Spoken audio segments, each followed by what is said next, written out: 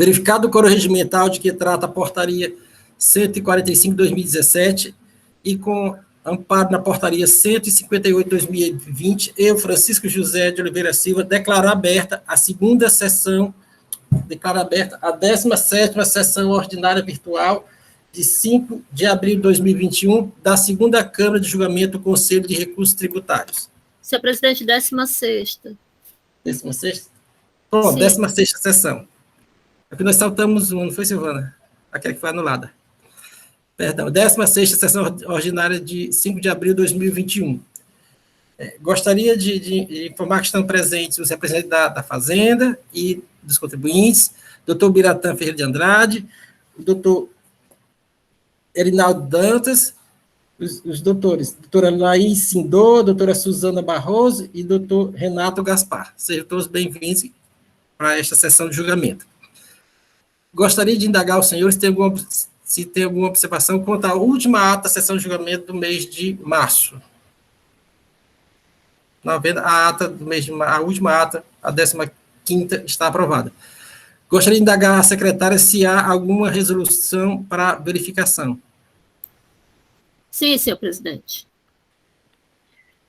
O conselheiro Leilson enviou as resoluções referentes aos processos 6024/2017, Mercantil Samuel Shoa, 5399/2017, SBF, Comércio de Produtos Esportivos.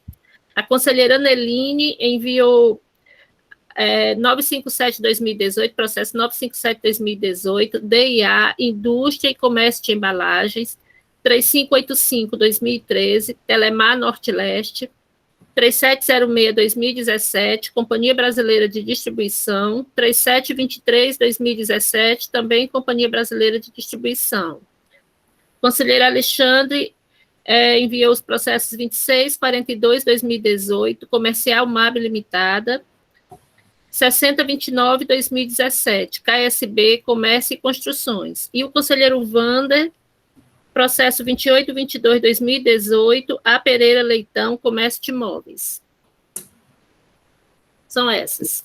Obrigado, Silvana. Então, senhores, as resoluções estão disponíveis para os senhores verificarem e oferecer alguma observação, se for o caso, se for pertinente. Gostaria de informar que a doutora Keiliane Almeida já está no recinto, vai acompanhar também esta sessão de julgamento. Seja bem-vinda, doutora Keiliane. Obrigada, conselheiro. Bom dia. Gostaria de agradecer aos conselheiros que entregaram as resoluções, pela pontualidade e pelo compromisso com essa Câmara de Julgamento.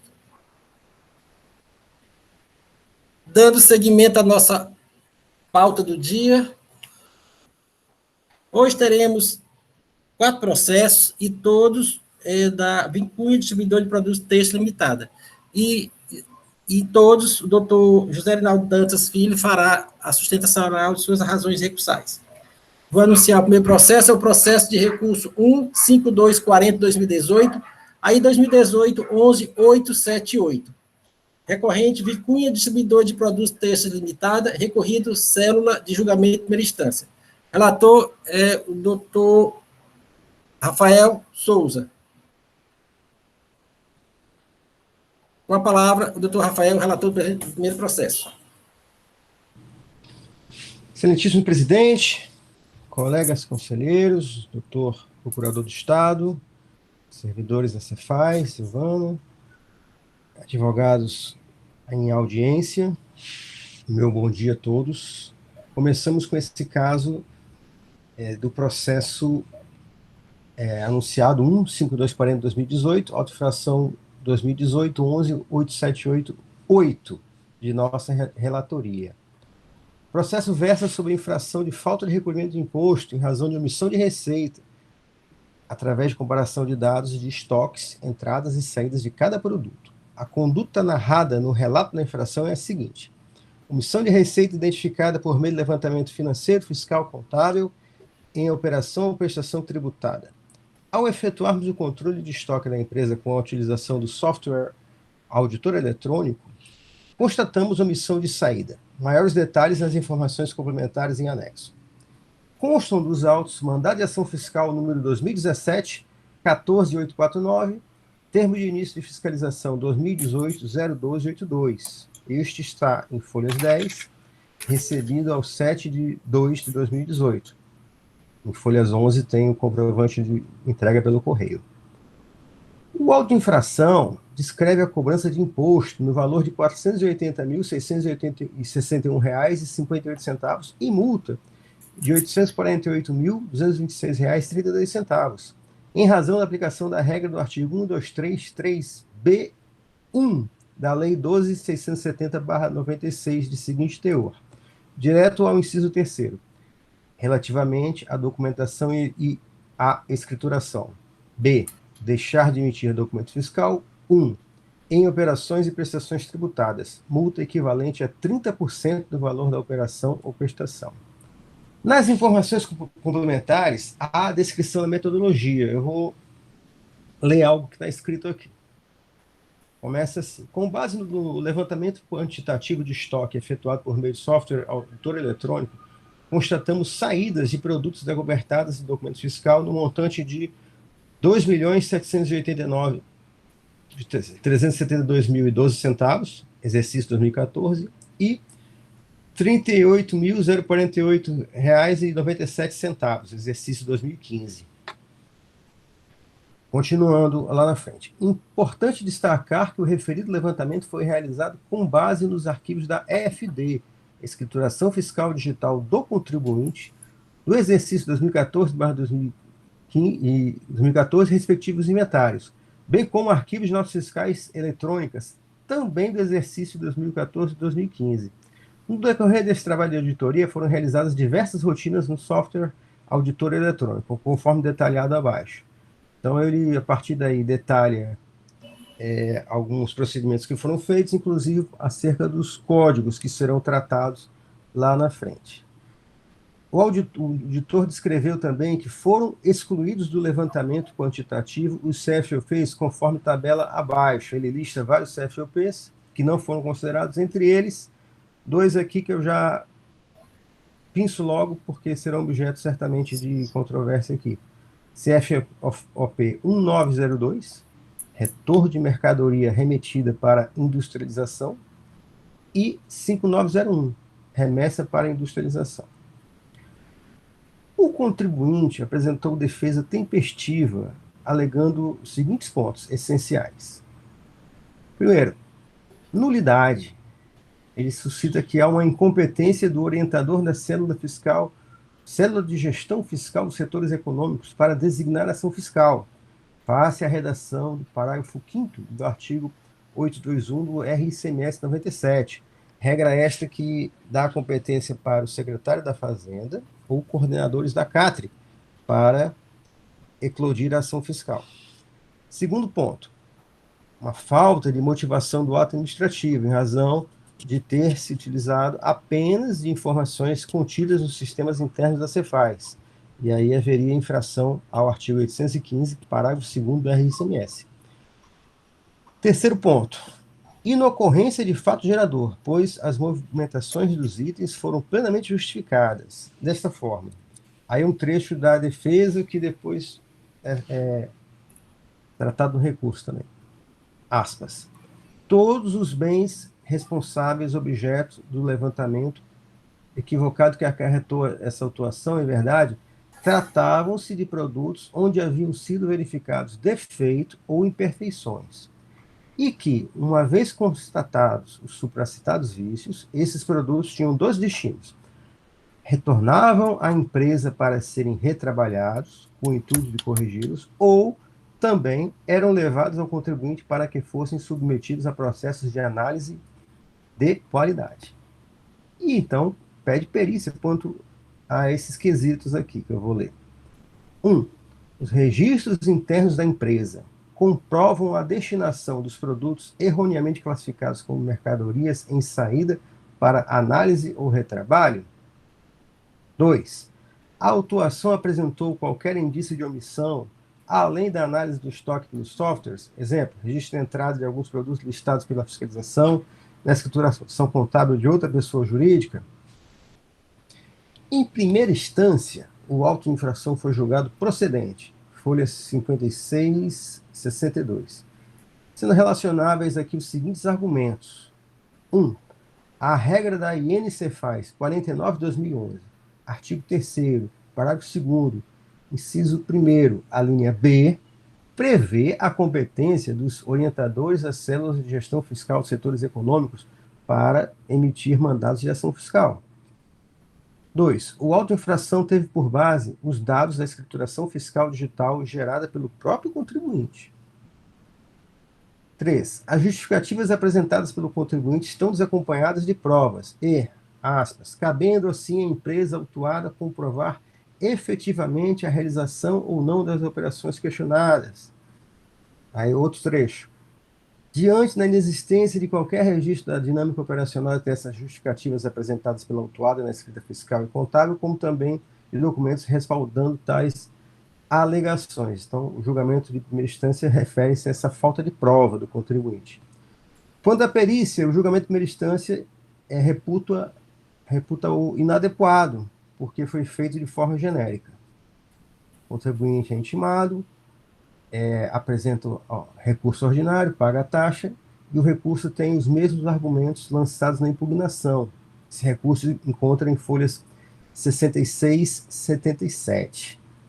Processo encaminhado às células de assessoria processual tributária, que emite o parecer 05/2020, manifestando-se pelo conhecimento do recurso ordinário e negativa de provimento, confirmando a procedência de primeira instância. A Procuradoria vai se manifestar sobre o caso, mas eu pinço logo aqui um ponto interessante, né? Aspas. Cumpre informar que o contribuinte é responsável pela valoração no tocante ao tipo, quantidade e valor dos produtos que movimenta e informa a Cefaz. Ou seja, a maneira como o contribuinte controla internamente seus estoques, entradas e saídas, fica a critério, conforme melhor lhe convier. Porém, os registros fiscais, entradas e saídas de estoque, devem obedecer à mesma nomenclatura, código ou unidade de saída. Senhor presidente, esse é o relatório, espero que eu tenha dado um quadro geral a todos e estou à disposição para qualquer indagação. Muito obrigado. Obrigado, doutor Rafael. Dando seguimento ao rito processual, com a palavra o doutor Biratã Ferreira de Andrade, procurador do Estado. Bom dia, senhor presidente. Bom dia a todos, aos senhores conselheiros, ao doutor Inaldo, demais advogados presentes, servidores da Cefaz. Bom dia. Bom, o relator, ele, de certa forma, até resumiu, basicamente, a essência, né, do parecer, quando ele destaca que, basicamente, o contribuinte ele é responsável pela valoração e quantidade dos produtos descritos, né, enviados, e que devem obedecer as mesmas nomenclaturas. Então, assim, basicamente, essa é a essência do parecer. Mas, assim, vamos aqui, de qualquer forma, aos pontos aqui que foram abordados pela defesa, de uma forma mais didática, para a gente poder, então, dar seguimento ao julgamento do presente processo. Tem uma primeira arguição aí de incompetência, né, da autoridade designante. E aí o parecer, ele cita aqui um trecho dele, demonstrando aqui, relatando a instrução normativa.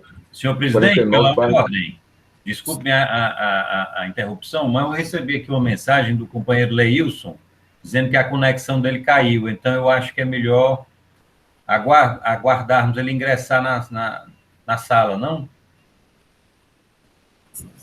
Sim. Eu vou contactar com o doutor Leilson agora. Eu peço ao doutor Biratã que aguarde só um instante. E esses dias Sem aí... problemas, presidente. Para que o doutor Biratã depois não tenha que repetir, né? Tá. Melhor, viu? Tá eu certo. não sei se vocês estão me ouvindo bem, então, porque assim, Sim.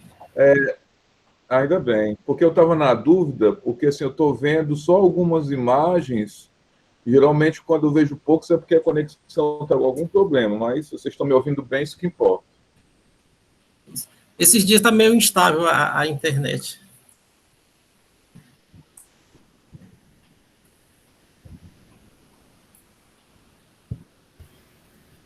O doutor Leilson está pedindo só um tempo, porque ele está tentando ver pelo link no celular. Só um instante.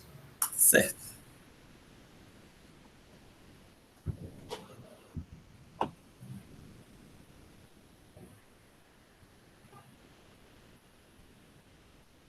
Doutor Irinaldo, bonita estante essa de livros aí atrás de você, viu? Gostei de ver aí. Obrigado, amigo Rafael. Eu, quando montei essa biblioteca aqui na minha casa, não fui para trabalhar, não. Eu nunca tinha trabalhado em casa até a pandemia. É um local para me divertir. Isso aí. Desde que o doutor Arinaldo entrou, que eu olho para os títulos, tentando ver se dá para ver os títulos. Teve um juiz uma vez que duvidou que era de verdade e pediu para pegar uns livros. Não, mas livro lá, eu acho que a coisa que eu mais tenho feito, assim, na pandemia, fora trabalhar muito, é ler, porque é uma coisa que eu gosto muito. Eu tenho lido muito mais do que visto filme, sabe? Eu pensei que eu não quase vejo o filme, doutor Arinaldo, não gosto muito, eu sou mais a leitura. Eu também tenho lido muito mais do que ter visto filme. Você tem mais tempo para se concentrar, né? Porque livro exige que você tenha a imersão, né? Que você possa ter aquela concentração, né? Eu tenho uma prática de ler desde a época que eu era estudante e andava de ônibus. Eu ia, quando conseguia um canto, eu ia sentada lendo. A nossa geração, que é antes da internet, tinha que ler livro. É a minha, não sei se é a sua, né? A minha. As férias era leitura. Era rato de biblioteca, lá na UFC e na UES também. Só um minuto, eu estou falando aqui com o doutor Leilson. Ele não está conseguindo acessar. Eu orientei ele ir pelo link que a Silvana mandou novamente. Se não, paciência.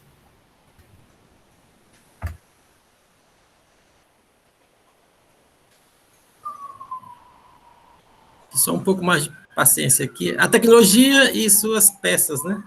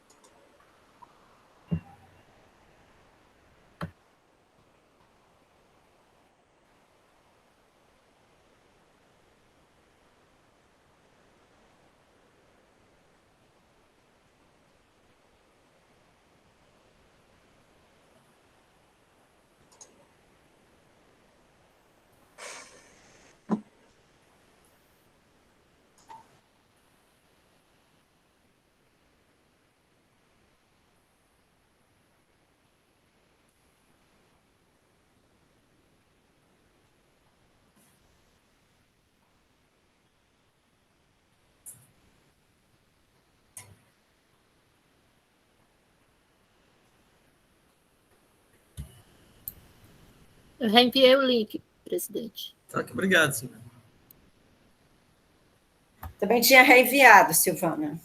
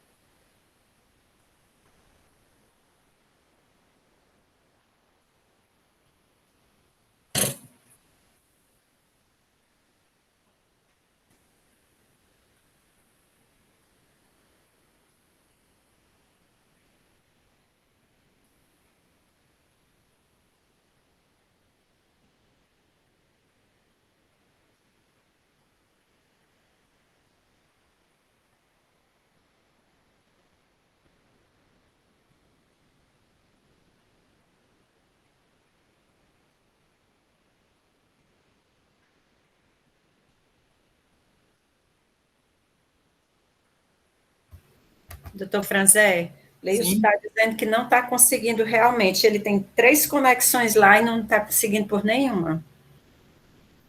Ele está só digitando aqui outra informação, só mais 1 minuto, aí o senhor decide. Aí pode continuar a sessão. Tá certo. Só um instante que ele está só mandando outra informação. Ele está dizendo que é uma questão operacional. Para ainda que eu vou ver se eu consigo ajudar.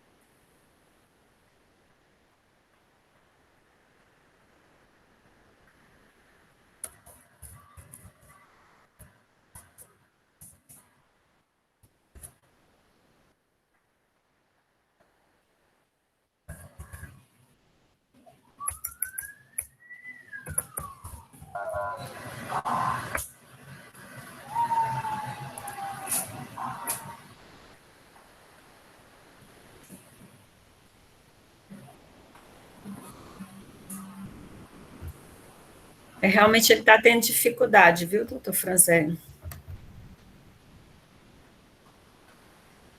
Tá certo. É uma questão que eu acho que é realmente de internet lá. Não é só operacional, não. A internet dele tá ruim. Uma solução que, assim, eu recomendo até aos conselheiros e advogados, assim, é você ter sempre um cabo. Cabo. Porque, por mais rudimentar que seja, se você conectar o cabo com... Isso para quem fica relativamente próximo do Wi-Fi, né? O meu fica a uns 2 metros do meu escritório, que fica na sala, e eu conecto esse cabo e coloco lá. Então, realmente, quando a minha cai, é porque ela dá uma estabilidade melhor. O meu filho usa esses cabos quando quer jogar videogame, porque aí a estabilidade é maior para quem está jogando no videogame.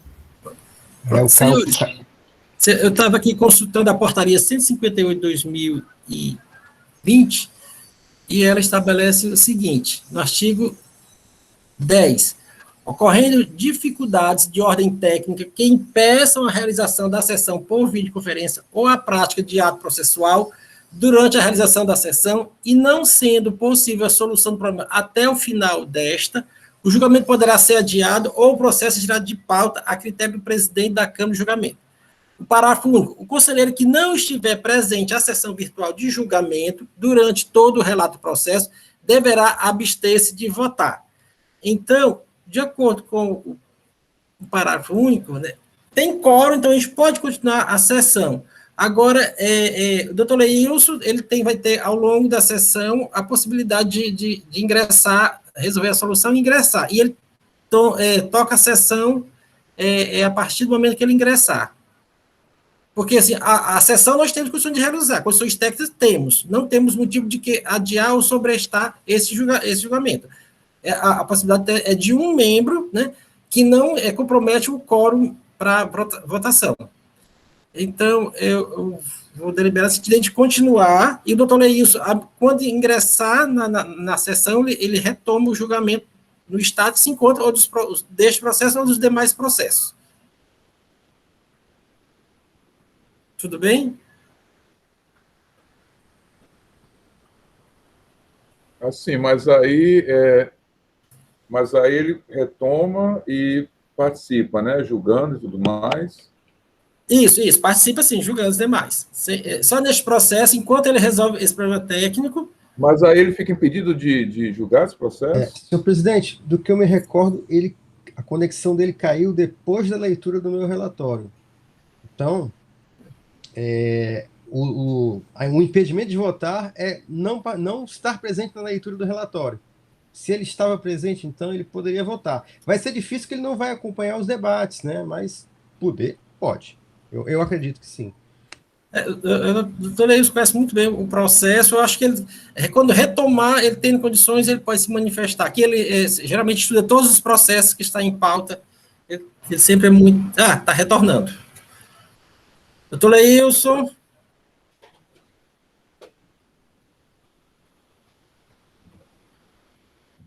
Estamos sem áudio agora.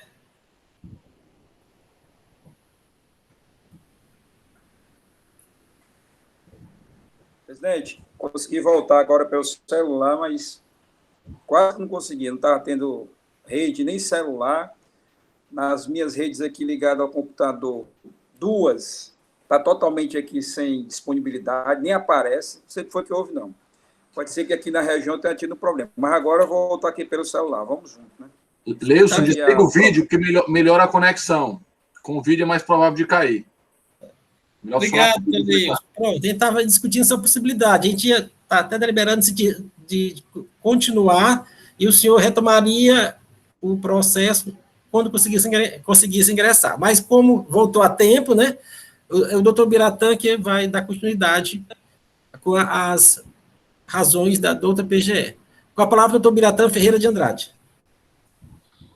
Bom, senhor presidente, dando continuidade aqui, eu estava justamente no tópico relativo, que estava iniciando, na verdade, a manifestação, né?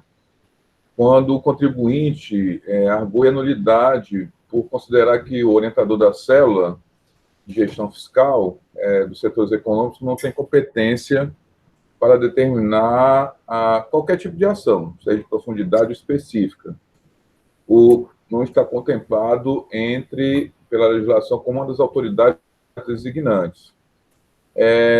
E aí o parecer aborda muito essa questão, destacando que a Lei 12.670, que institui o ICMS, declara seu parágrafo único do artigo 80 que os procedimentos relativos à ação fiscal, inclusive a constituição do crédito tributário, serão definidos em regulamentos.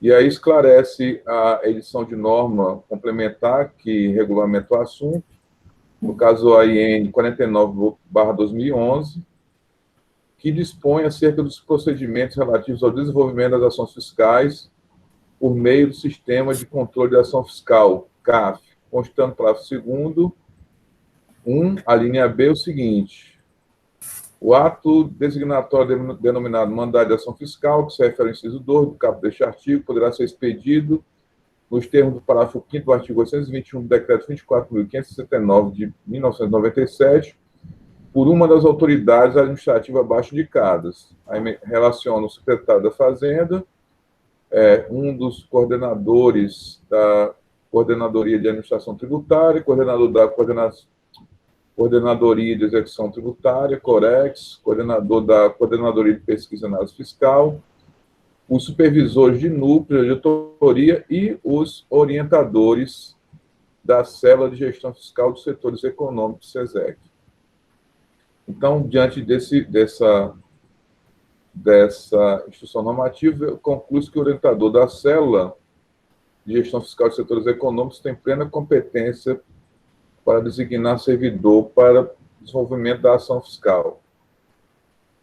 Outro ponto que a parte alega em relação à ausência de motivação do ato administrativo. E aqui me parece que essa motivação está ligada às informações colhidas, aí me corrija se eu estiver equivocado aqui, mas me parece que está ligado à questão, tem como motivo o fato de que essas informações elas foram colhidas dos sistemas internos da Cefaz. E aí seria mais relacionado ao mérito, propriamente dito. Porque aí há uma argumentação que a metodologia utilizada era defeituosa, porque se utilizou de informações de sistemas internos, né? E aí ela é insuficiente, não seria uma prova, digamos assim, suficiente para poder fundamentar a autuação fiscal. Então, assim, o que a gente destaca é que essa prova ela é utilizada frequentemente, até porque são informações, declarações do próprio contribuinte. Então, assim, se existe alguma defeituação algum equívoco, esse equívoco seria decorrente de informação da própria empresa. Ou seja, são informações que são trabalhadas em decorrência da transmissão da declaração pelo contribuinte. Então, assim, é meio de prova perfeitamente idôneo, válido, para que se possa analisar entradas, saídas de mercadoria, estoque inicial e final. Então, assim, durante o longo digamos que tenha ocorrido algum tipo de equívoco na declaração, na transmissão, a qualquer momento o contribuinte ele pode estar fazendo suas correções, enviando outras declarações com correções, mas o que nós temos são aquelas informações da própria empresa. Então, é com base nisso que a auditoria fiscal exerce o seu trabalho. E, prosseguindo, assim, o SLE, parecer falar aqui como é que funciona, acho que não há necessidade de a gente explicar a metodologia, que é uma metodologia já conhecida de todos, consagrada na Cefar, inteiramente conhecimento dos senhores conselheiros. E, mais adiante, também o parecer menciona que existe um CD, né, que apresenta todos esses elementos constitutivos do levantamento de estoques apresentados pelo autuante nos autos, contendo toda a movimentação do produto individualmente com a entrada, saída, inventário final, e inicial e final. Demonstrando aqui que a autoridade fez todo o demonstrativo e com relatório, totalizador e tudo mais. Fala do sistema solar, dizendo que são ferramentas internas disponibilizadas pela Cefaz. O agente do fisco descreve rigorosamente o procedimento adotado. Explicita ainda que o agente do fisco enviou um e-mail solicitando ao contribuinte que se pronunciasse sobre a omissão de saídas encontradas, concedendo dessa forma mais uma oportunidade de defesa. Como nós sabemos, na maioria das vezes, após o levantamento fiscal, o agente ele oportuniza ao contribuinte aquele relatório para que ele possa fazer uma análise, né? Possa fazer uma crítica, digamos assim. E aí, para que se possa corrigir eventuais equívocos, ou mesmo, ainda que não seja equívoco, se possa esclarecer certos pontos que podem ter gerado algum tipo de confusão. Mas, assim, após isso, o agente do fisco agrupou no relatório Produtos Agrupados 2014-2015 e resultou um levantamento aqui, no levantamento 2014-2015. Aí tem mais uma observação aqui de que o fato do autuante agrupar o mesmo produto com descrição diferente idênticos, aí eu não sei se esse agrupamento já foi feito após a crítica do contribuinte, porque muitas vezes a gente sabe que o contribuinte só, embora existam denominações distintas, mas se trata do mesmo produto, ou se pode agrupar, né? Então, muitas vezes, o fiscal analisa e faz esse agrupamento, entendendo que se mostra razoável. Muitas vezes, até a perícia, muitas vezes, faz isso. E aí eu não sei se isso aí já foi feito após a crítica do contribuinte, depois que o fiscal teria feito esse primeiro levantamento. O fato é que foi feito aqui esse agrupamento no sentido até de, entendo eu, de beneficiar o contribuinte, né? Não apresentando assim, de forma alguma, prejuízo à recorrente. Mas se, eventualmente, existe algum tipo de prejuízo, aí cabe à parte demonstrar. E, geralmente, esses agrupamentos sempre são para beneficiar a parte, o contribuinte, e não para prejudicar. Mas, se, eventualmente, esse agrupamento prejudicou, cabe à parte, então, demonstrar esse prejuízo. E aí, o doutor Irinaldo aí pode fazer alguma observação em relação a esse aspecto. Em resposta, a empresa alegou que se trata... só um momento aqui, acho que eu pulei um parágrafo aqui. Então, em contrapartida, a prova trazida aos autos pelos autuantes, em nenhum momento teve a contraprodução por parte da empresa autuada. Em resposta, a empresa alegou que se trata de retiradas de amostras para teste de qualidade e de retrabalho de produtos acabados, que foi o que o relator destacou, né, no seu relato, que talvez isso desse ensejo a alguma discussão aqui durante a sessão. E aí, a argumentação do parecer, a fundamentação, é que o contribuinte é responsável pela valoração no tocante ao tipo, qualidade e valor dos produtos que o movimento informa a Cefaz. Ou seja, todo esse movimento, esse levantamento foi feito com base nas informações fornecidas pelo contribuinte. Então, assim, cabe a uma demonstração de que, muitas vezes o que acontece? O contribuinte enquadra uma determinada situação e, muitas vezes, quando da impugnação do recurso, vem dizendo que, na verdade, não se trata exatamente daquela denominação. Mas como, então, descaracterizar isso que foi feito no momento da declaração pelo próprio contribuinte? Então, assim, algo muito sutil. Assim, em algumas situações é até possível, em outras não. Então, é por isso que cabe à parte demonstrar até que ponto existiu alguma inconsistência ou algo pode ser alterado ou revisado nesse sentido. Então, assim, a gente fica muito à mercê do que realmente a parte vai conseguir justificar, demonstrar. Não é só dizer que existem as informações que foram transmitidas estão equivocadas. Não. Estão equivocadas por que motivo e de que forma isso pode ser revisado. Porque a gente simplesmente não pode desconstituir toda uma autuação, tudo aquilo que ele declarou, porque a parte simplesmente, nesse momento, está agora dizendo que está tudo errado, o que ela mandou não vale. Então, não é bem assim, a gente sabe disso.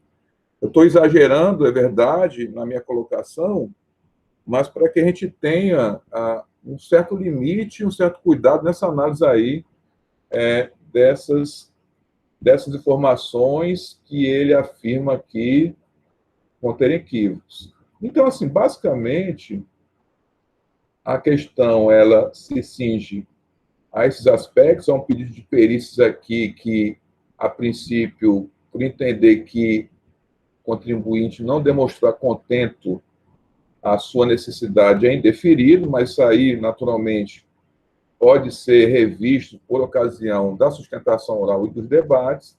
Então, assim, no primeiro momento, nós entendemos que a autuação deve ser mantida nos termos constantes dos autos aí, da forma como lavrado pela agente fiscal autuante. Mas, evidentemente, a depender das discussões, essa questão pode até ser revista. Mas, então, no momento, senhor presidente, senhores conselheiros, são essas as minhas colocações. Obrigado.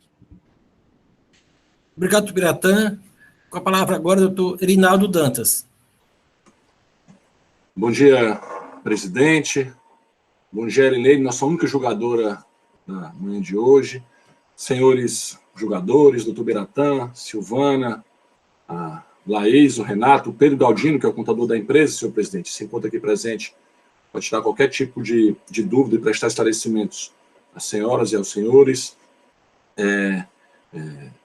Primeiro dizer a minha saudade de fazer sustentação de forma presencial. Lá na Cefaz, mesmo com aquela dificuldade de estacionar, enfrentando às vezes aquela feirinha para poder ingressar no CONAT, com aquela vista bonita da janela. A gente está em prisão domiciliar já faz um ano, né? Tomara que o mais breve possível a gente possa retornar aos trabalhos presenciais.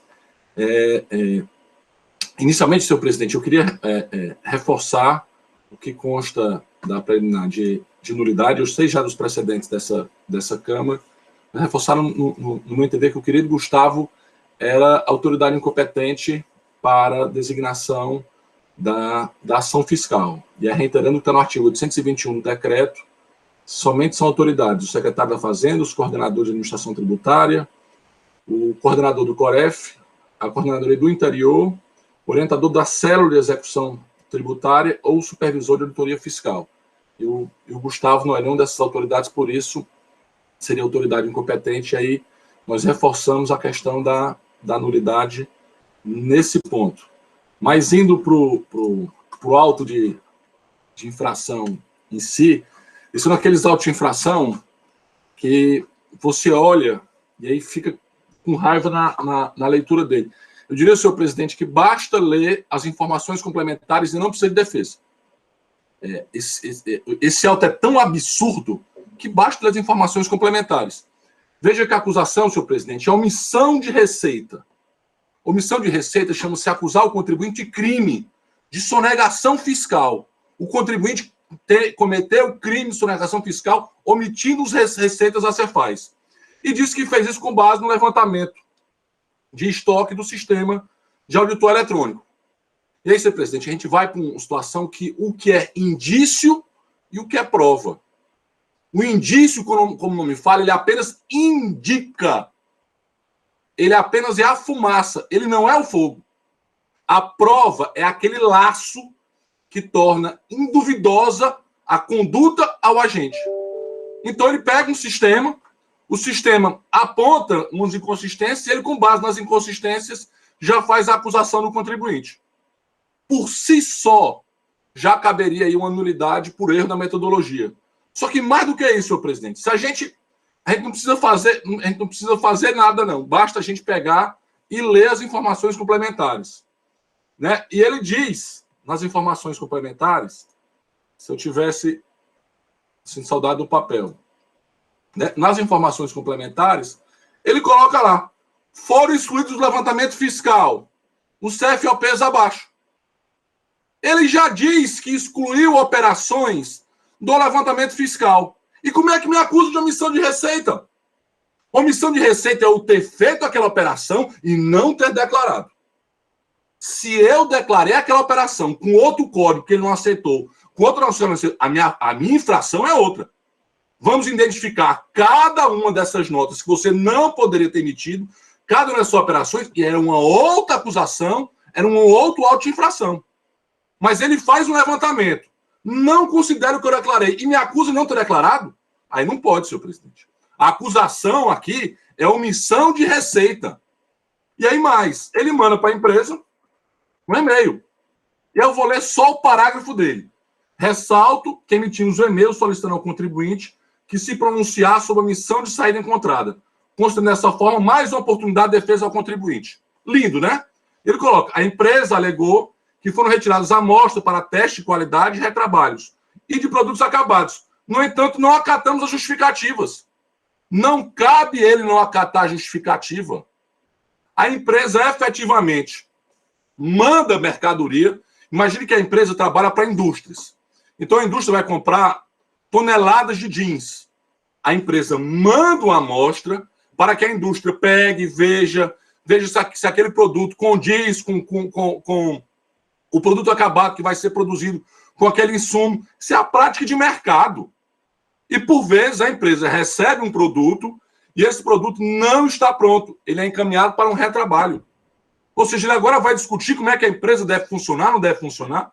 Então, senhor presidente, na minha opinião, é claro, patente, que nós temos aqui um erro de metodologia, se não, uma extinção por falta de provas, porque tudo isso que ele aponta aqui seria, no máximo, indício, mas nem indício, na minha opinião, ele se configura, porque ele mesmo está dizendo que adulterou os dados da empresa. Que o doutor Biratã, perceba, não sou eu a empresa dizendo que declarei uma coisa, que na verdade é outra não. Que é coisa muito comum. Há quantos anos tem aquela história de vidro da frente e para-brisa? Em razão do princípio da verdade material, se vai para a perícia, se faz um ajuste, se verifica que efetivamente não aconteceu a omissão de receita. Mas isso aqui é mais além do Biratã. Ele deixou de considerar operações da empresa. A empresa, o contador está aqui para confirmar, encaminhou uma planilha justificando cada uma daquelas operações que são objeto da autuação, com omissão de receita. Então, nós estamos diante de uma situação patente de ausência de omissão de receita. De uma situação que é uma acusação gravíssima feita por um agente fiscal de algo que não aconteceu porque ele resolveu adulterar os dados do contribuinte. Por isso, senhor presidente, eu reitero a nulidade apresentada. Me desculpe o excesso, mas aquilo que eu falei. Esse é um auto que dá vontade da gente aqui fazer a defesa em razão da acusação gravíssima apresentada pelo agente fiscal, que criou uma situação e dessa situação fez uma acusação gravíssima ao contribuinte. Por isso, senhor presidente, reiteramos que a questão da nulidade por erro da metodologia ou extinção por falta de provas, e na ausência disso, senhor presidente, se os julgadores assim decidirem, se for encaminhada para uma perícia, para verificação das suas operações, o contribuinte reitera o seu pedido de perícia constante da defesa e constante dos memoriais. Os memoriais, inclusive, que foram acostados, aí eu não sei, a Laís eu acho que deve ter encaminhado por e-mail para a Silvana, eu não sei se a Silvana encaminhou por e-mail para vossas senhorias, em que tem várias situações, como, por exemplo, a diferença de quantitativo de tecido foi em função das amostras que foram enviadas, como também das planilhas. Então, se vossas senhorias entenderem por perícia, aí sim o contribuinte nunca vai se negar. Às vezes a gente briga tanto por uma perícia, né? Então, se porventura o contencioso quiser optar por uma perícia, o contribuinte não vai se furtar a isso, ao contrário, vai colaborar, mas entende que esse é o caso. A Laís colocou aqui que a planilha já consta do processo e foi enviada também à fiscalização. Mas esse é o caso patente, senhor presidente, na minha opinião, de completa falta de coerência entre a acusação e entre o relato do agente fiscal, razão pela qual eu espero, senhor presidente, que esse auto venha a ser julgado improcedente. Fiquei à disposição, senhor presidente, reiterando qualquer tipo de dúvida acerca do levantamento. Está presente aqui o contador da empresa, Pedro Galdino, que acompanhou a fiscalização e tem, com certeza, elementos para poder esclarecer as conselheiras e os conselheiros. Muito obrigado, senhor presidente. Obrigado, doutor Reinaldo. Está presente o doutor Pedro Galdino aqui na nossa sessão, contador da empresa. Senhores conselheiros, o processo está em debate. O doutor Rafael deseja manifestar. Se você deseja manifestar, faça um gesto, acende, para eu anotar aqui. Doutor Rafael, com a palavra.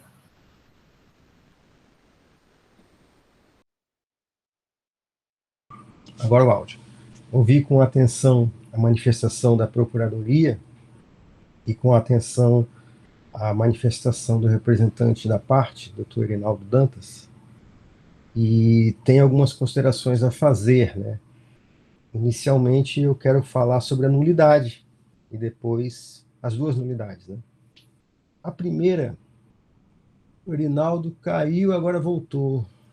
Eu fui desligar o microfone e apertei o botão não desligar, me perdoe. Tá certo. Porque o Google Meet não pergunta confirmar, né? Me perdoe. Tranquilo, tranquilo. Então, vamos nós aqui a algumas ponderações que nós temos quanto às duas matérias de nulidade e depois ao mérito, né? Quanto ao mérito, eu consegui seccionar isso aqui de uma forma que acho que vai nos ajudar bastante. Quanto ao mérito, eu percebo que esse parágrafo 5º do artigo 821 do regulamento, ele foi mexido já há algum tempo, né? Em 99, já foi colocado lá que o diretor do Nexat seria competente para designar a ação fiscal.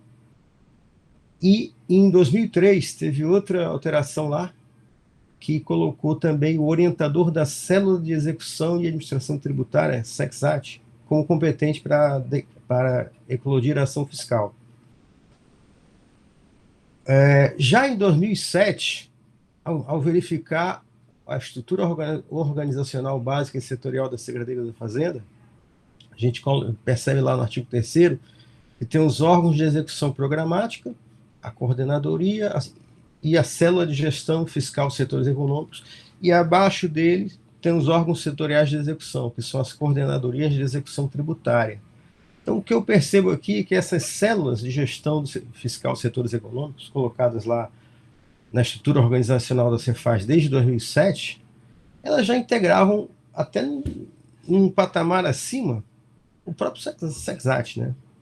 Daí que a IN 49/2011 ela está afinada ao contexto de decretos anteriores. Então, nós temos aqui um conjunto normativo que, sim, valida essa competência do orientador de célula, mesmo que naquele momento não estivesse colocado no regulamento.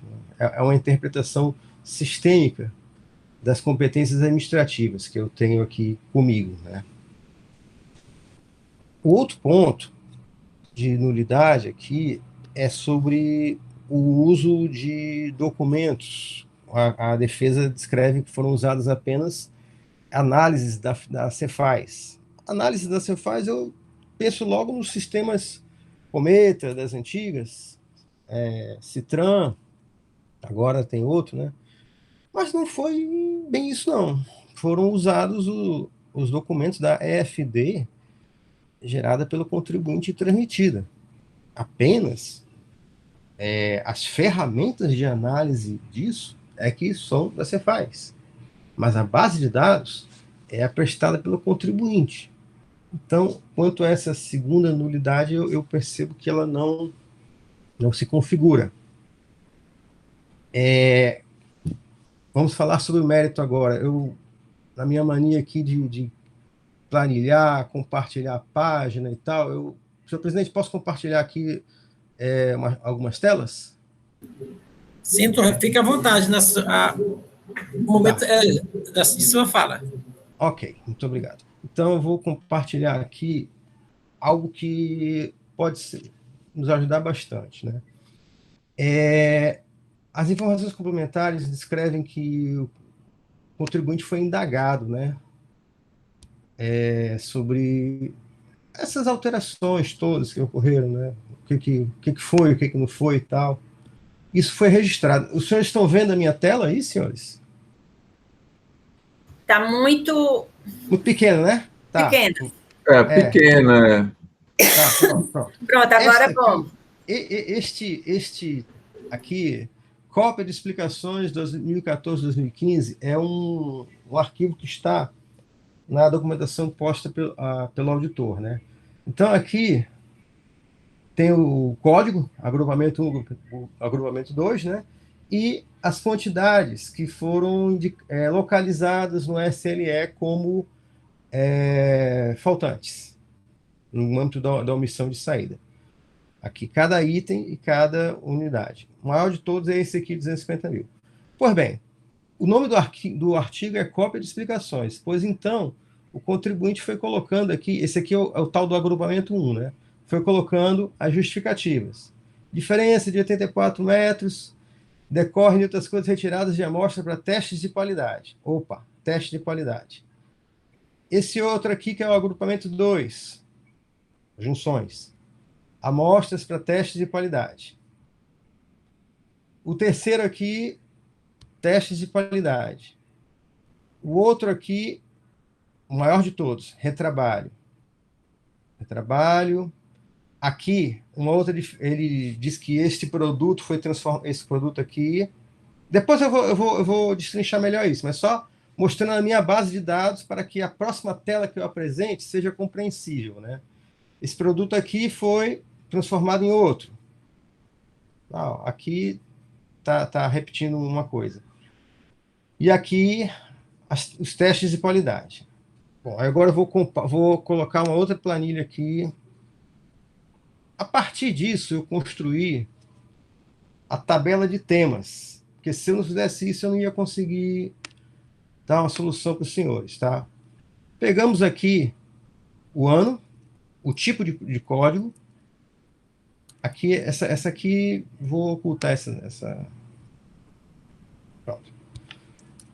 O tipo de código, o ano, a quantidade, a situação retratada pelo contribuinte, que eu classifiquei aqui como perda. Por quê? Porque o teste de qualidade, para saber se o tecido está bom, está nas especificações, você perdeu algo, né? Então, é uma perda, né? Aqui é retrabalho. 2 aqui, o contribuinte escreve que deveria haver uma junção com esse outro produto. Quanto a outros aqui, não teve explicação. E aqui, perda, a questão dos testes de qualidade. Não está aqui. Do que a gente tem aqui 3 situações diferentes. Uma é a perda, como eu estou aumentando aqui na tela. Outra é a junção que não foi realizada, esses 2 itens. e um outro que é alegado somente retrabalho. Vou parar de compartilhar a tela aqui para vocês entenderem o raciocínio que eu construí a partir disso, né? Daí eu fui tratando cada uma dessas situações. Retrabalho, perda e ausência de junção. E fui dando o endereçamento, como os economistas vão chamar, para cada uma dessas funções, né? Quanto ao retrabalho, aí eu vou ter que compartilhar a tela de novo para vocês verem a investigação que eu acabei tendo que fazer para chegar numa conclusão que me pareceu justa, né? Até porque, tá aí o contador nos ouvindo, o SLE, ele é muito severo quanto a alguma inconformidade, né? A defesa falou aí forte, né? É uma inconformidade que é tratada como um termo que também é usado nas normas penais, né? Omissão de receita, né? Então, daí que eu fiz uma investigação, procurei fazer uma investigação que botasse uma justiça quanto a isso. Eu vou ter que compartilhar a tela para ajudar aqui a facilitar meu entendimento, né? Vamos lá. No Word agora. Pronto. Primeira situação. Retrabalho. Ela está somente no ano de 2014. É esse item aqui, que é o maior de todos. A base de cálculo dele é 1.471.000. Pode ser que metade da base de cálculo autofração esteja aqui, né? É esse produto aqui. TAI, DAE 1047-PE. A escusa da empresa é que se trataria de um retrabalho. Como o contribuinte é um comércio, é correto crer que essa atividade seria encomendada a terceiros, situação que implicaria emissão de notas fiscais para remessa para conserto, CFOP 5915 ou 6915, ou até mesmo industrialização.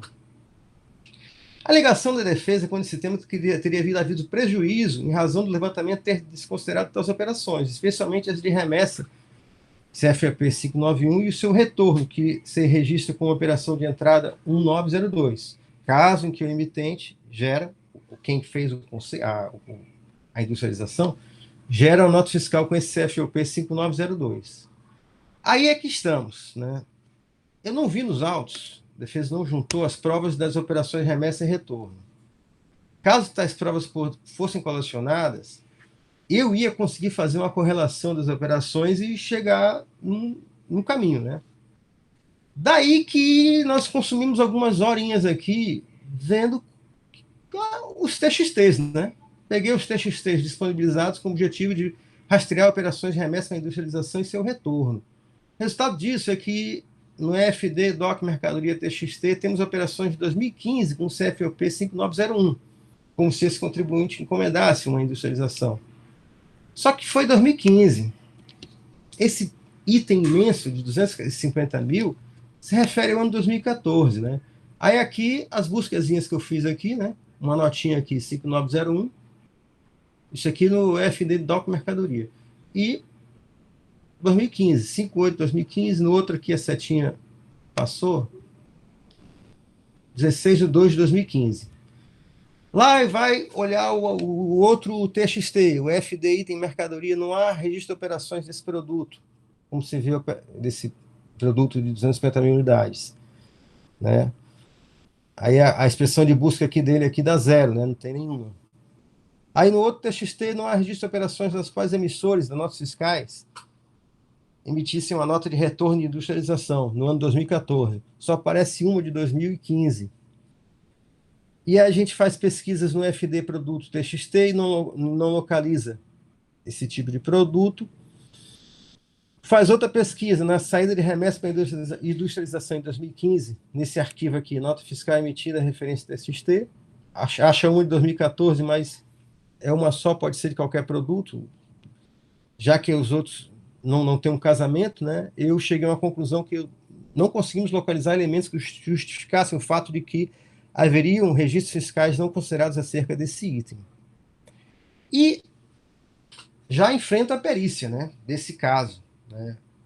A perícia, quando o caso de retrabalho, não seria producente, dado que seu objetivo seria verificar se alguma operação que não foi considerada, essa ausência teria causado uma distorção.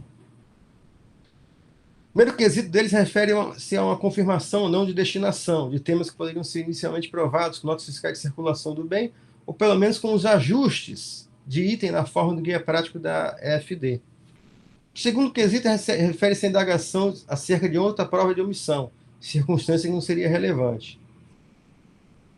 Tratamos o primeiro item do retrabalho, né, já mantendo a ação fiscal. Nas situações qualificadas como perda, que são as do teste de qualidade, nós relacionamos aqui todas elas, né? Qual? A maioria de 2014, 2 de 2015. E a argumentação aqui é forte. Ressalto que, ao desconsiderar requisições de teste de qualidade de tecido, que movimenta o estoque de mercadoria, é óbvio que serão geradas divergências de saída, uma vez que o produto que é encaminhado para teste de qualidade não retorna ao estoque, posto que no laboratório os tecidos são recortados, submetidos a produtos químicos a fim de testar a resistência, efeito de tintura, etc. Eu entendo, nesse caso, seria uma baixa de estoque como perda, que deveria ser objeto de um registro fiscal para baixa de estoque utilizando esse CFLP 5927, assim posto na lista do convênio, né? Classificam-se nesse código registros efetuados a título de baixo estoque decorrente de perda, roubos ou deteriorização de mercadoria. E ressalvando a posição do relator aqui, mas eu vejo que a Câmara já tem muitos precedentes contrários a essa tese de que a perda no SLE, ela prejudica o contribuinte? A resposta é positiva. Isso foi julgado na segunda Câmara, esse caso aqui foi Lojas Americanas, que a relatoria aqui foi minha, essa ementa é nossa, né? A ementa a resolução é da Câmara, né? A relatoria que é minha. As perdas e quebras devem ser formalizadas através de documento fiscal.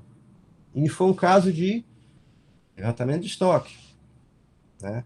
É a jurisprudência consagrada da turma que eu aderi, achando assim um pouco pesado, mas eu sigo aqui uma linha jurisprudencialista. E vejo também outras câmaras. Terceira Câmara, conselheiro Ricardo Valente Filho, na mesma linha, os eventos, perdas, furtos, extravios, devoluções, classificações não são excludentes das obrigações tributárias próprias do ICMS. Em que contexto foi isso? Levantamento quantitativo dos estoques. Daí que eu também já entendo que a perícia para esse tema é desnecessária. Terceiro ponto. Situações que o contribuinte indica que a movimentação se refere a outro produto, de 2014. São esses aqui. Para esses casos, o contribuinte descreve que ocorreu um erro na junção de produto. Daí, isso aqui é 2014. Lá fui eu ver os relatórios de junção de 2014. Não contemplam esses itens aqui. Esse 48 VP não está aqui, esse 112 VP não está aqui, e nem essa outra descrição aqui. Percebo também que um desses itens, aqui nós estamos falando de auto de omissão de saídas, tá? No relator, no resumo geral do auditor, está lá como omissão de entrada, esse 1129 VP, que é... Ah, não, desculpa, não. É o 488 VP, esse rapaz aqui. Esse rapaz aqui, ele tá... A setinha estava errada, Rafael. Pronto. Acho que eu me enganei aqui. Acabei me enganando aqui nisso aqui. Então, vou ter que desfazer isso aqui. Eu tinha percebido que esses dois itens não estavam relacionados com... o que faltava num lado, faltava do outro, né? Mas estou vendo aqui que nem isso aqui dá, né? Então, eu vou reformular esse voto aqui para a parte aqui ficar suprimida. E sugiro, então, a procedência do auto-infração, senhores. Esse é o cenário, né? Um cenário difícil para o contribuinte, em que o SLE são alguns erros que acontecem, né? E são muito pesados contra a empresa, né? Nesse projeto contribuinte legal, até com esse diálogo da Cefaz com o contribuinte, seria bom que isso fosse pensado, né? Porque o correto é buscar o combate à sonegação, não é transformar um erro num problema maior do que deveria ser, mas a nossa legislação ela é dessa forma ainda. Muito obrigado, senhor presidente. Obrigado, Rafael, pela sua análise bem detalhada e aprofundada do processo. Vai facilitar em muitos debates. Com a palavra, doutor Leilson. Presidente, eu acho que o doutor Rafael fez uma análise inicial do que talvez fosse ser feita pelo perito. Né? Essa questão das nulidades, eu acho que ele já colocou com muito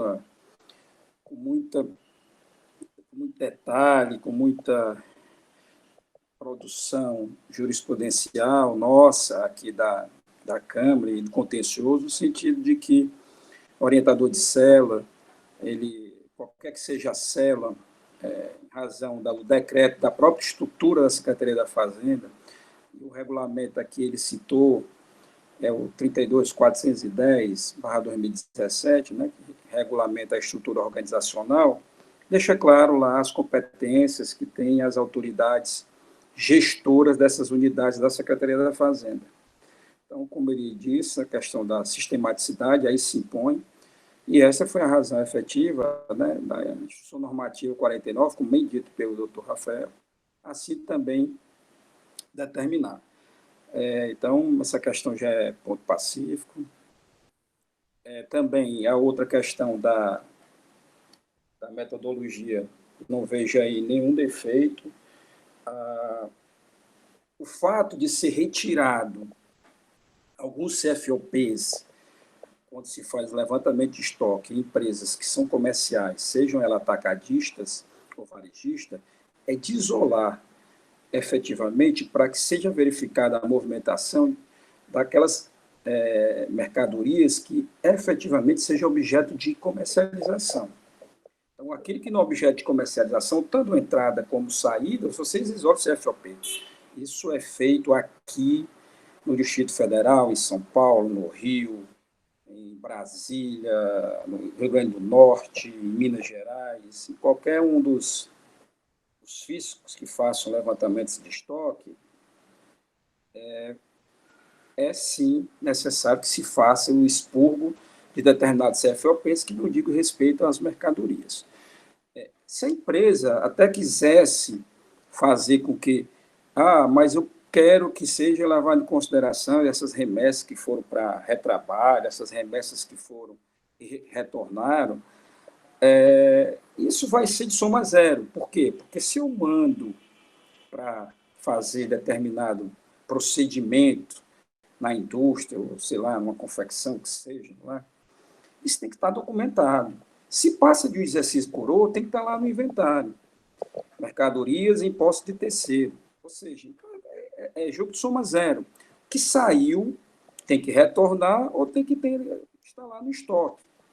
Então, por isso que se extrai esse CFOP. Se tivesse ocorrido a extração, a não levar em consideração os CFOPs apenas de determinada movimentação, apenas de saída ou apenas de entrada, aí sim causaria um desequilíbrio na equação contábil de movimentação dos estoques.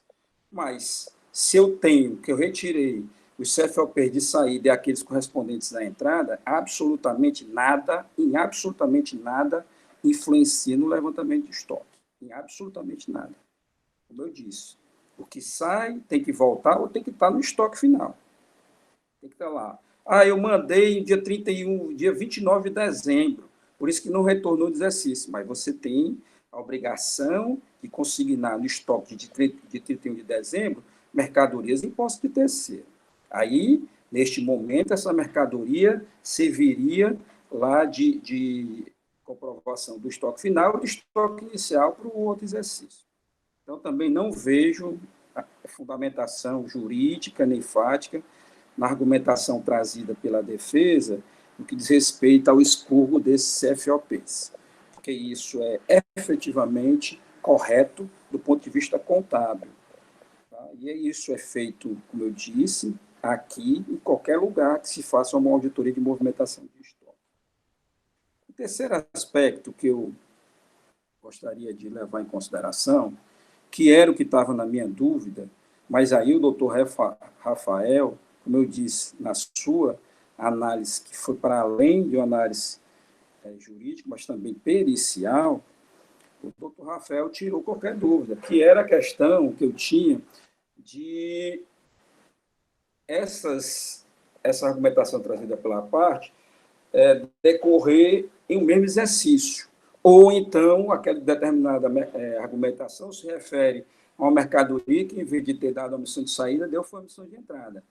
E aí, o doutor Rafael ele trouxe todos esses pontos, né, separando o que efetivamente poderia ser objeto de uma perícia em razão de uma dúvida, que no meu caso eu teria. Mas, assim, pelas colocações feitas pelo doutor Rafael, também nem perícia eu sou mais favorável, porque no início talvez eu fosse favorável para verificar justamente essas questões de duplicidade de código, descrição de mercadorias, ou essa questão do retrabalho, mas o retrabalho tem que ter documento fiscal, perda tem que ter documento fiscal. Então, estamos tratando aqui, no caso de perdas, de uma empresa comercial, não é uma empresa industrial. A perda na indústria, ela se prova contabilmente, a partir de determinados coeficientes que são utilizados quando se está fazendo o custo do produto. Aqui não se trata de custo de produto, aqui se trata de mercadorias acabadas, prontas para comercializar, que por qualquer análise resultou de que aquela mercadoria não estava pronta para comercializar. Então, na dúvida, vamos mandar para uma pessoa, para a indústria, verificar isso aqui. Ah, mas chegou na indústria, isso aqui não presta, isso aqui não é bom para ser vendido, isso aqui é perda, vamos dar perda. Ah, mas isso tem que ser documentado fiscalmente, porque foi documentado fiscalmente a saída dessa mercadoria lá para esse aferidor, digamos assim, da qualidade desse produto, a indústria ou qualquer outro, sei lá, unidade aí da Vicunha, né? E aí tem que voltar essa mercadoria, né? E a empresa tem que depois fazer o seu ajuste no documento fiscal, dando perda nessa mercadoria, inclusive estornando crédito. Estornando crédito. Ela teve crédito na entrada dessa mercadoria. Se essa mercadoria não vai se prestar para comercializar, vai ser considerada perdida, então eu estou no crédito. Tá? E eu tenho, além disso, tem que dar baixa do estoque. Ela foi, ela estava aqui comigo, vai ter que voltar, e eu vou ter que emitir uma nota de fiscal de mim para mim mesmo, sendo emitente, destinatário, sem destaque do ICMS, apenas para dar baixa como saída em perda dessa mercadoria. Ou seja, tudo tem que estar amarrado. Então, as argumentações trazidas pela parte, sem uma consubstanciação fática de que houve uma determinada incongruência ou erro nessa amarração de documentos fiscais no levantamento quantitativo de estoque, trazendo esses elementos, aí sim a gente teria como dizer que houve uma inconsistência. E dessas inconsistências a gente poderia remeter uma perícia para mandar sanar essas inconsistências e verificar se resultou efetivamente alguma omissão. Presidente, eram essas colocações. Me dou satisfeito pelas colocações feitas pelo doutor Rafael. Senhor presidente, só esclarecimento da matéria de fato aqui. Sim, doutor Linaldo. O relator, doutor Rafael, ele citou que poderia até encaminhar para uma perícia se naquela operação que foi colocada de retrabalho, se a empresa tivesse trazido as respectivas notas fiscais. O contador da empresa, o Pedro Galdino, está aqui, ele localizou já uma das notas fiscais, e aí, se for autorizado, for colocado na tela para estar vendo ou encaminhado direto ao relator, para que ele possa fazer as verificações. Obrigado, doutor Rinaldo. Se puder já demonstrar, melhor. Melhor, então, eu vou pedir para Laís, tu tem como compartilhar aqui a nota, e Pedro, você tem como explicar aqui a operação para os conselheiros?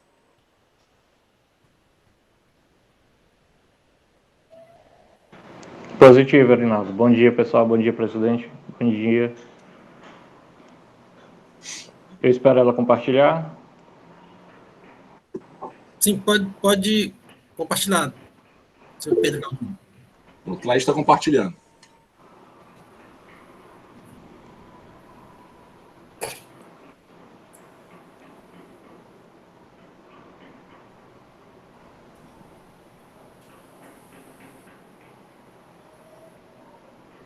Laís, pode compartilhar a última nota que eu passei? Acho que ela tem... essa empresa, ela não realiza compra interna, né? Ela só faz importação. E a importação dela é com diferimento de ICMS. Então, assim, não tem nada assim, de relacionado a crédito na entrada.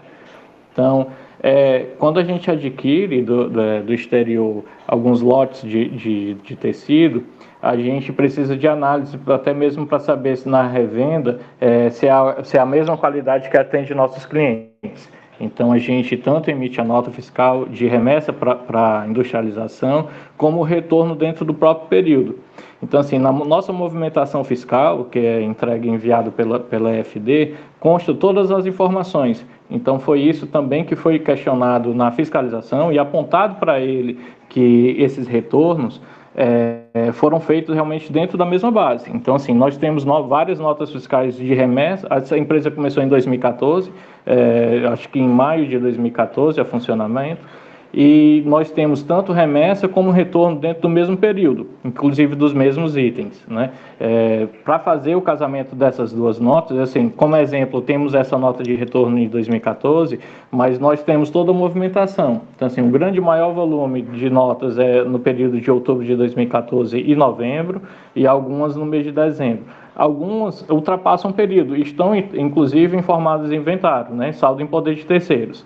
E quando a gente envia para fazer esse processo de análise e verificar a questão do processamento que é feito, então assim, é retirado alguns pedaços desses itens para realmente análises laboratoriais. Então assim, eles vão questionar a questão de textura, de estrutura do tecido, de coloração, então todos os níveis de qualidade possíveis. Esse material que é retirado realmente fica realmente perdido. Então quando é feito, toda a documentação feita através de nota fiscal de retorno. Então, nós temos tanto a operação de remessa como a nota de retorno dentro do mesmo período, quando é feito o serviço dentro do mesmo período.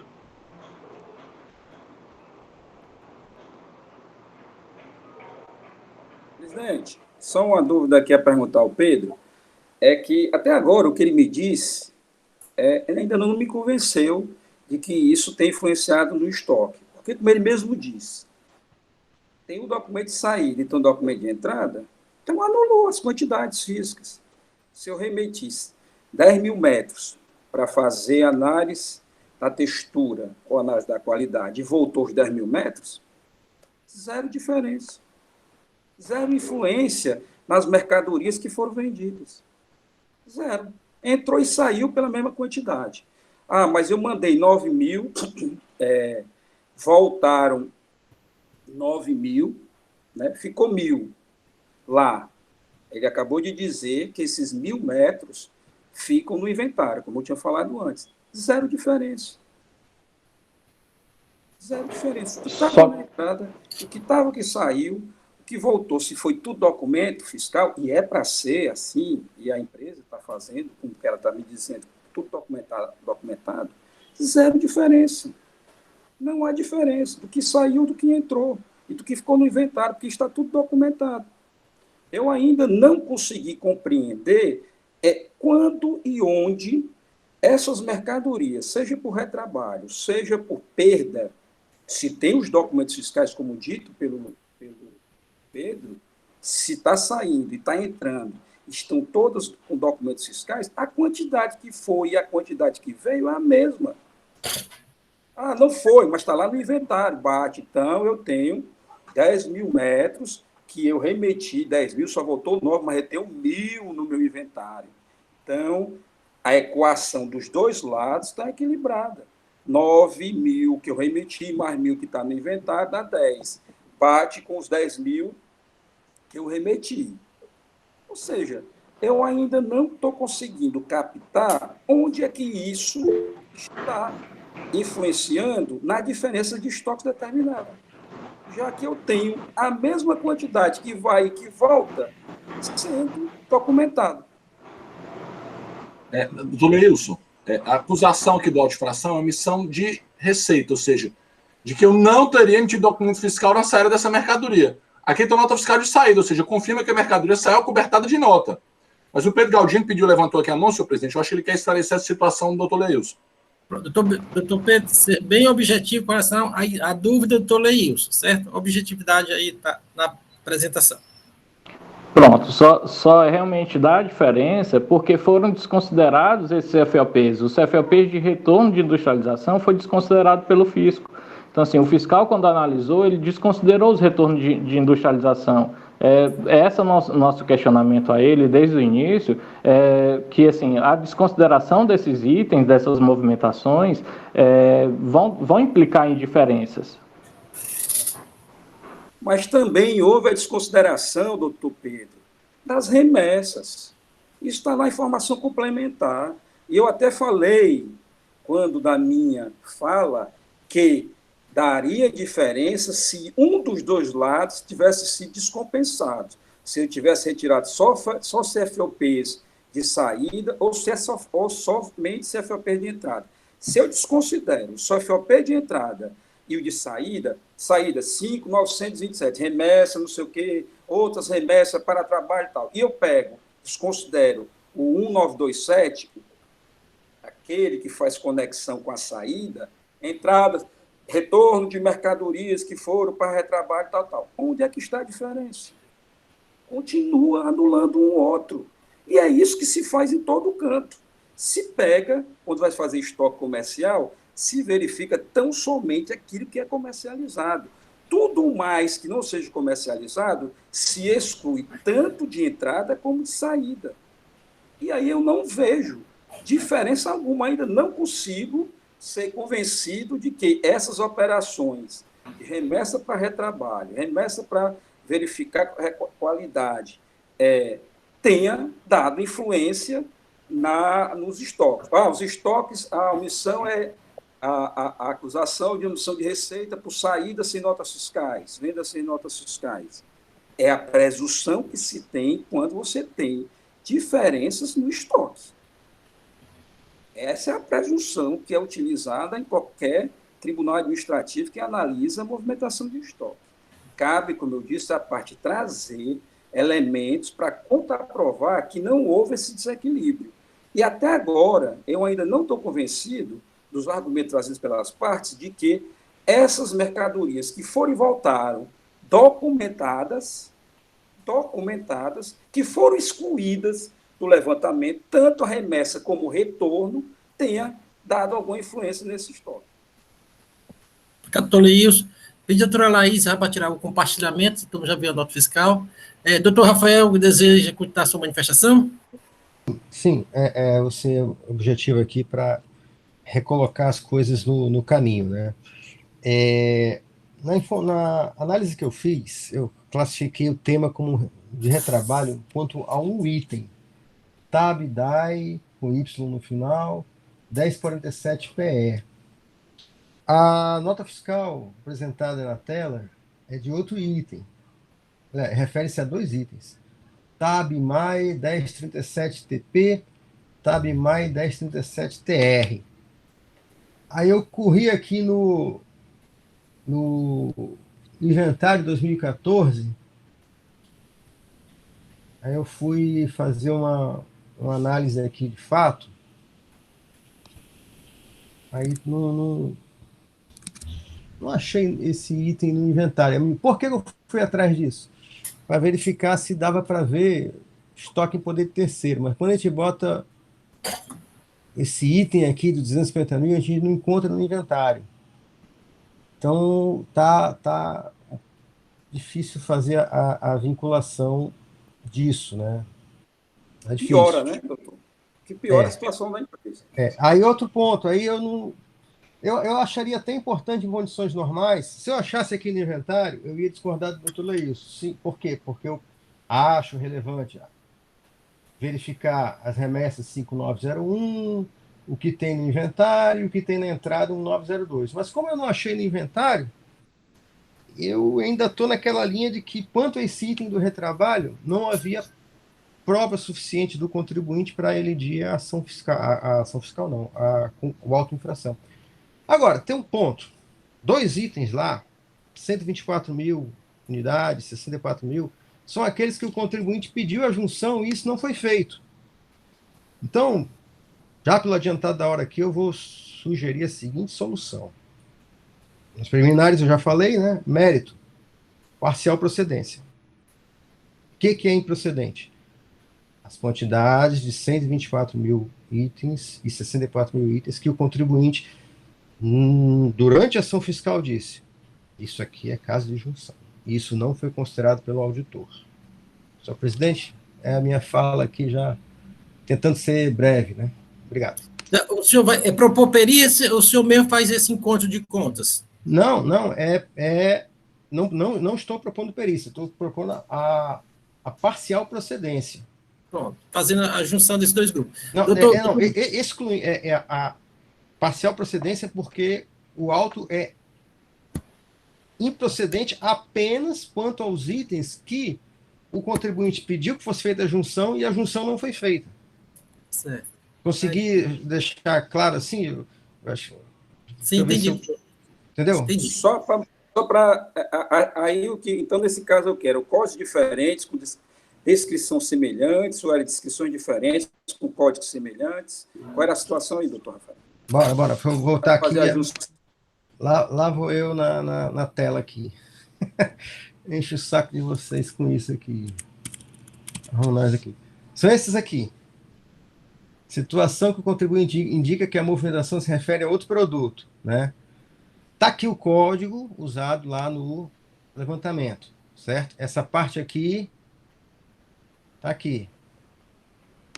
Só que, quando a gente vai ver esta descrição aqui, uma coisa é o código, outra coisa é o que é, né? Esse aqui é um tecido bora, tecido... Tá, esse aqui, o contribuinte diz que, opa, peraí, olha isso, respondendo a sua pergunta, mesmo código com descrição diferente, certo? Aqui é bora e aqui é jazz. Aqui é Haiti, né? Mesmo código, descrição diferente. E aqui é outro bora, certo? Quando esses aqui, eu entendo que houve um erro do levantamento, porque ele não fez a junção. Aí a Câmara vai decidir se isso é caso de improcedência. Obrigado. Doutor Birotão, o senhor deseja manifestar sobre algum tema? Depois devolvo ao doutor Vidal. Presidente. Então, assim, é porque eu estava numa dúvida inicial aí, que até o doutor Rafael, na sua manifestação subsequente, ele até esclarece melhor. Porque, assim, minha dúvida, porque, assim, quando o doutor Rafael opinou pela parcial procedência, com a exclusão, na verdade, é R$128 mil ou 128 mil itens. Acho que houve um equívoco aí, né? É quantitativo o valor, doutor Rafael. São itens. São 2 itens. Sim, mas você falou 128 mil é o valor lançado em relação aos itens, é isso? Eu não falei em real, não. Foi só em itens mesmo. São 128 mil itens. Não. Unidades. Um item. Deve ser metros, não? 128 metros. Um item de 124 mil metros e outro item de 64 É porque, assim, me desculpa, porque Vossa Excelência, sem perceber, falou 128 mil itens. Aí eu achei... desculpe. Foi assim, a gente está falando, né? Muitas vezes o que a gente diz... Acontece. A gente pensa uma coisa e diz outra. Eu estou dizendo isso porque eu faço muito isso. E às vezes eu pego meus filhos, pai, você está dizendo o quê? Porque realmente a gente fala uma coisa e pensa uma coisa e diz outra. Mas, assim, na verdade, a minha dúvida inicial era justamente porque, assim, o relator já estava indo pela improcedência, dizendo, sem a análise pericial. Mas por quê?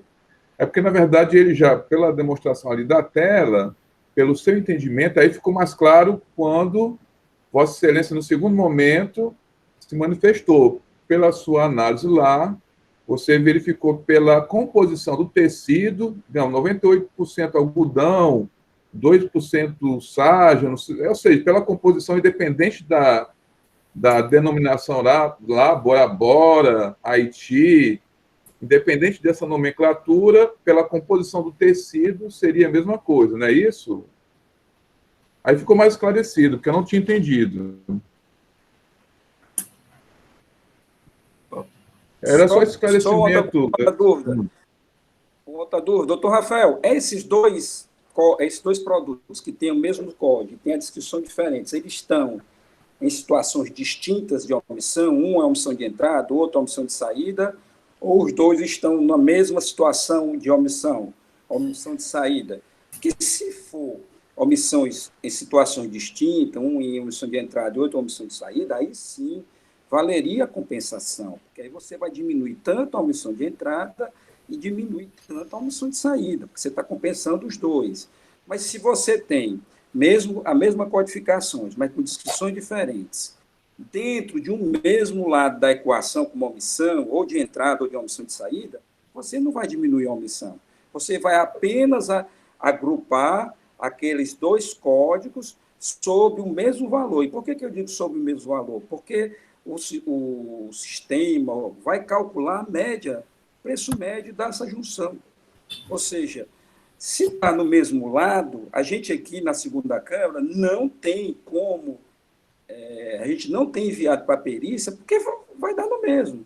Eu tenho 10 mercadorias A que está a R$5, e eu tenho 20 mercadorias A1, exemplo, que está a R$10. Então, eu tenho 50, 250, eles estão na mesma omissão. Vou pegar essas do meio 250 e vou dividir pelas quantidades. E vai dar um preço médio, ou seja, o valor total da omissão vai ser o mesmo. Então, assim, é um trabalho que se envia para a perícia, que no nosso entendimento na Câmara é infrutífero, porque vai continuar tendo a mesma omissão e o mesmo valor, salvo quando ambas estão em situações diferentes. Aí sim, que compete uma compensação, e a gente tem feito isso, manda para a perícia para fazer essa compensação, porque vai gerar uma diminuição na omissão de entrada e vai gerar uma diminuição na omissão de saída. Obrigado, Toledo. Doutor Rafael, alguma observação? Sim. Então, só de um lado, só da omissão de saída. Quando eu fiz esse negócio ontem, de tardão da noite, eu vi o código como se fosse o mesmo. Mas aí, agora, com calma, eles estão só de um lado mesmo. Então, mesmo assim, eu acredito que... Muda a sua conclusão, doutor Rafael, ou não? Não, eu acredito que houve um dano ao contribuinte quanto a esse fato, né? Okay. Aí, daí que eu encaminharia ainda, talvez a Câmara não concorde comigo em razão da jurisprudência firmada e tal, pela parcial procedência. O ponto de improcedência é limitado, somente 2 itens cuja junção não foi realizada. A junção pedida pelo contribuinte e justificada no começo da ação fiscal. Obrigado, doutor Rafael.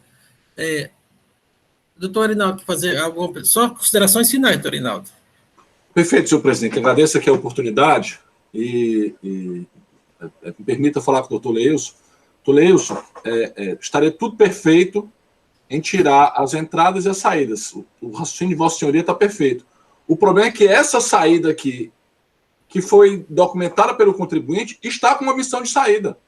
Esse é o problema. Consta de omissão de receita do contribuinte, envio de mercadoria para retrabalho. Você foi muito inteligente quando você falou, mas tirar o CFOP de entrada e saída, um anula o outro. Perfeito, um anula o outro. Só que ele não anulou. Tanto que essa operação de série está lá. Nós temos o contribuinte acusado de omissão de receita de uma operação que ele tem a nota fiscal, dessa operação de receita. Como é que tem omissão se eu tenho a nota fiscal de receita dela? De uma operação para retrabalho que foi e voltou. Então, no pior dos cenários, Toleios, e aí até o artigo 102 do CTN, em caso de dúvida, se interpreta favorável ao contribuinte, vamos para a perícia pedir a documentação do contribuinte de todas essas operações e confirmar isso. Então, no pior dos cenários, na minha opinião, com a devida vênia, o respeito que eu tenho por essa Câmara, com a devida vênia, era para ir para a perícia. Mas já presumir que o contribuinte sonegou uma acusação que é crime. O contribuinte está sendo acusado de crime quando ele tem um respectivo documento fiscal aí. Eu penso que esse caso, esse auto de infração, para mim é uma patente unidade com devida vênia que eu tenho a Vossa Senhoria e a Câmara. Obrigado, senhor presidente. Obrigado, doutor Rinaldo. Senhores, os senhores querem mais algum? Doutor Biratã, com a palavra. Presidente, assim, como eu tenho me mantido boa parte do tempo calado, né, a parte tem intervindo, acho que eu também tenho o direito de me manifestar aqui, sim, claro. Até para manter uma certa igualdade aqui na discussão. Não, é só assim, eu sempre sou muito atento, nesse ponto aí, todos são testemunhas que existindo realmente algo que justifica a perícia, eu entendo que sempre a medida mais prudente é o encaminhamento para a perícia. Mas o que eu observei aí, até quando o contador se manifestou, é que ele cita aí, inclusive o doutor Rafael, como relator, não identificou esse CFOP aí, inclusive, não está relacionado, porque ele é retorno de industrialização. E aí, veja bem, eu entendo que esse CFOP, retorno de industrialização, ele não se enquadra na questão de análise, porque o que foi relatado aí, o que o próprio advogado falou, o que o próprio contador falou, é que, isso foi até mais esclarecido pelo contador, que esses tecidos eles eram importados, e eram remetidos para serem analisados, se a sua composição, se a sua textura tinha um nível de qualidade adequado para ser comercializado pela empresa. Então, isso aí jamais era industrialização. É uma atividade comercial, e aí poderia ser enquadrado em outro tipo de CFOP. Então, assim, as notas fiscais, os documentos fiscais que foram apresentados, eles não estão compatíveis com o lançamento. Daí porque, quando o fiscal excluiu o CFOP retorno de industrialização, eu não vejo nenhum equívoco. Era só essa observação, senhor presidente. Obrigado, doutor Biratã. Senhores, estão aptos a votar para a gente processo? Doutor Henrique quer falar? Doutor Henrique. Presidente, eu só fiquei aqui com uma dúvida, e aí eu gostaria que o doutor Rafael pudesse nos ajudar. Nessa parcial procedência, doutor Rafael, o senhor tem como excluir essas operações? Não há necessidade de mandar isso para a perícia, não? Doutor Rafael, pode responder? Doutor Henrique? Acredito que sim, porque como é que se faria isso, né?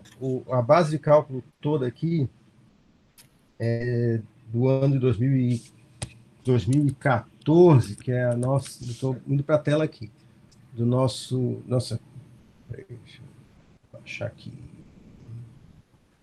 Alto.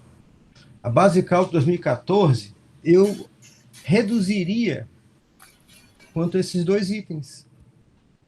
Deixa eu ver se eu consigo mostrar aqui o levantamento. Vou ter que abrir aqui.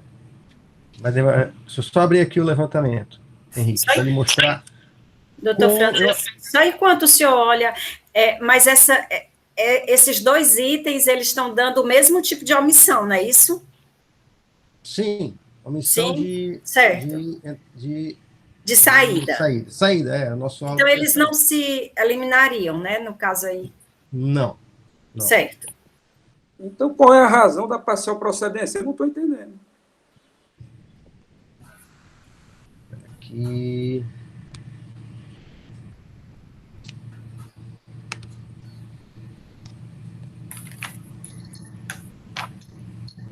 Doutor... Consegui aqui a tal da tela para mostrar para o doutor Henrique como é que a gente tentaria fazer isso, né? Se não der, vai para a perícia, mas... Apareceu aí? Pronto. São esses itens aqui. Esse item e nessa quantidade aqui, certo? e nessa base de cálculo aqui. Esse outro item, 64, nessa base de cálculo aqui. Então, acho que está muito pequeno aí, né? Tela? Deixa eu aumentar aqui um pouco mais.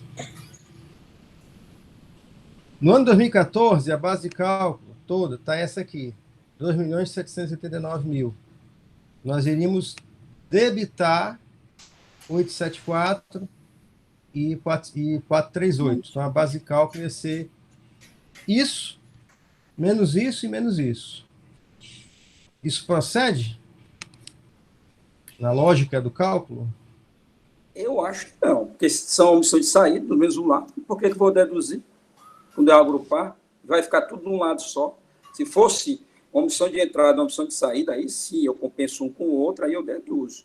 Mas eu não estou vendo aí, por isso que eu perguntei, então do lado só é omissão de saída, é omissão de saída. Eu não vejo o porquê dessa dedução. Doutor Henrique, mais um questionamento? Não, é exatamente isso também que a doutora Elineide levantou e o doutor Leilson está reforçando, né, o argumento, né? Se eu tenho os dois no mesmo, assim, eu fazer uma junção, quando eu tenho uma omissão de saída de um lado e uma omissão de entrada de outro, aí um anula a outra, né? Mas nesse caso, como o doutor Leilson bem colocou e a doutora Elineide questionou, o doutor Rafael disse que, na realidade, as duas situações são omissão de saída, né? Então, assim, eu estou um pouco inseguro. Assim, inseguro não. Na realidade, isso não faz sentido para poder ser parcial procedente, né? Doutor Henrique. Senhores, então, eu vou colocar o processo de votação. Tudo bem? Primeiro, com relação às nulidades citadas. Vamos votar cada nulidade separada, viu, doutor Rafael? Com essa primeira nulidade, que é impedimento, incompetência da autoridade designante. Como se manifesta? Eu não acolho essa nulidade. A autoridade designante é competente, sim. Doutor Henrique. Com o relator, senhor presidente. Doutora Elineide. Com o relator. Doutor Leilson. Com o relator. Agora é o doutor Wanda, né? Doutor Wanda. Senhor presidente, eu confesso ao senhor que ainda não entendi muito bem a ordem, não, depois daquela última mudança. Mas não vejo problema em votar, não. Eu acompanho o relator, senhor presidente. Negando a preliminar de nulidade. E doutor Marcos? O relator, presidente. Então, afastada essa primeira nulidade suscitada pela parte. Doutor Rafael, com relação à segunda nulidade, que é metodologia inadequada, não é isso? Eu não acolho essa nulidade, que a base de dados foi basicamente a AFD gerada pelo contribuinte. A metodologia é adequada, sim. Doutor Henrique? Acompanho o relator, senhor presidente. Doutora Elineide? Com o relator. Doutor Leilson? Com o relator. Doutor Wander? Acompanho o relator, senhor presidente. Doutor Marcos? Com o relator. São só essas duas nulidades, né? Com relação a pedido de perícia, reforçado pela parte. Eu entendo desnecessário, porque nas análises de TXT, nós não chegamos a uma identificação dos itens, né? E isso vai de acordo também com o meu voto de mérito, que vai ser pela parcial procedência. Doutor Henrique? Acompanho o relator, senhor presidente. Doutora Elineide? Com o relator. Doutor Leilson? Com o relator. Doutor Wander? Agora é a perícia, não é? Isso. Acompanho o relator. E doutor Marcos? Com o relator, presidente. Então, no mérito, como vota o doutor Rafael?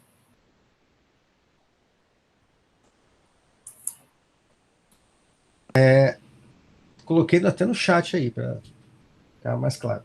Pela procedência parcial, no sentido de excluir apenas a omissão de saída quanto aos itens códigos. Tá aí o código, quantidade 124.000 metros, e o outro código, quantidade 64.466 metros, 1.000 metros.